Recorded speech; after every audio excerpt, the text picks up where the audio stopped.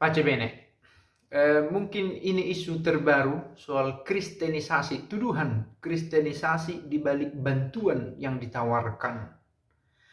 Para julprit mungkin melihat beritanya, tetapi isu ini menarik dihayati dalam konteks minggu pertama Advent ini, saya pikir.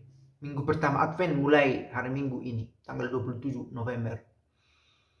Kristenisasi di balik bantuan. Ada gereja memberikan bantuan yang tampak itu tenda bertuliskan nama gerejanya. Nama gerejanya dirobek karena ada kecemasan justru membawa kekristenan. Menarik isu ini. Pertama, apa maksudnya kristenisasi ini ya? Begitu. Membuat seseorang menjadi Kristen secara administratif, terdaftar namanya, ditinggalkan agama sebelumnya, terdaftar namanya di gereja Kristen, dibaptis, ada surat baptisnya, tinggal pergi, meninggalkan agama sebelumnya, menjadi Kristen. Apakah itu? Atau kristenisasi membuat seseorang seperti bacaan pertama dan kedua hari ini, membuat seseorang berjalan dalam terang Tuhan dan mengenakan Kristus sebagai perlengkapan, sebagai bagian dari dirinya. Sebagaimana Paulus menulis dalam surat Roma. Kristen yang mana dimaksud? Yang mau kita tuju? Kristen yang seseorang terdaftar secara administratif dalam gereja, atau Kristen yang menyatukan dalam dirinya semangat Kristus itu? Nah, apa yang dicemaskan oleh orang-orang yang merobek ini? Apakah membuat seseorang itu menjadi percaya kepada Kristus, atau membuat seseorang itu terdaftar sebagai anggota gereja? Bisa jadi dua hal yang berbeda, atau dua-duanya. Dia masuk ke gereja lain, ke gereja, terdaftar dan percaya kepada Kristus. Nah, apakah ini sesuatu yang menakutkan? Nah, kita tidak bisa terlalu impulsif mengatakan ini terang-terangan siapa yang salah, siapa yang benar. Bisa kompleks, karena faktanya begini. Ada juga gereja, ketika saya sebut gereja itu denominasi ya, yang secara frontal mengatakan masuk gereja ini baptis administratifmu, jelas kamu terdaftar masuk ke sini. Dan ini bisa memancing kekisruhan. Tetapi membawa Kristus itu, kalau itu juga kita bahasa kristenisasi, dengan memberi bantuan, itu dengan sendirinya membawa Kristus. Dalam konteks membantu saudara yang membutuhkan. Nah, kristenisasi macam apa yang meresahkan? Ini pertanyaan mendasar. Membuat seseorang secara definitif, administratif, terdaftar sebagai anggota gereja, atau membawa kasih kepada orang lain. Yang mana yang meresahkan?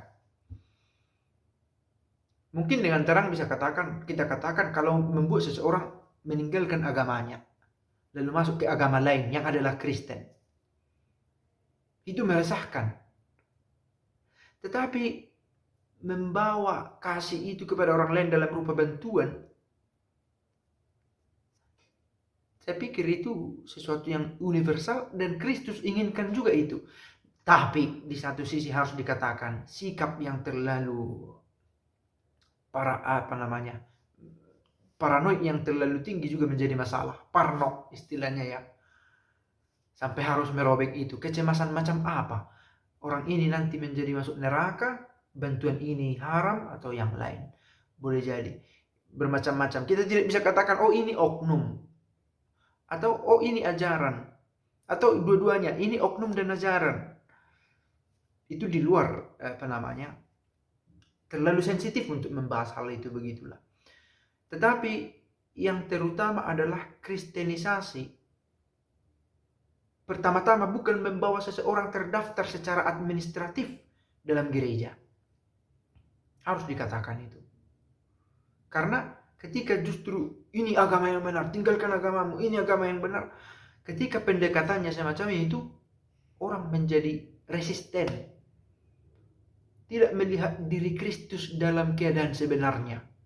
Justru yang kita wartakan adalah gereja kita. Bukan Kristus yang sebenarnya. Nah, bukan dalam peristiwa terbaru ini, tetapi itu terjadi. Di Roma ini saya pernah diinjili orang. Saya berpakaian biasa, dan salah satu keuntungannya berpakaian biasa adalah orang bersikap asli kepada kita. Kadang kalau kita pakai jubah, orang tak asli.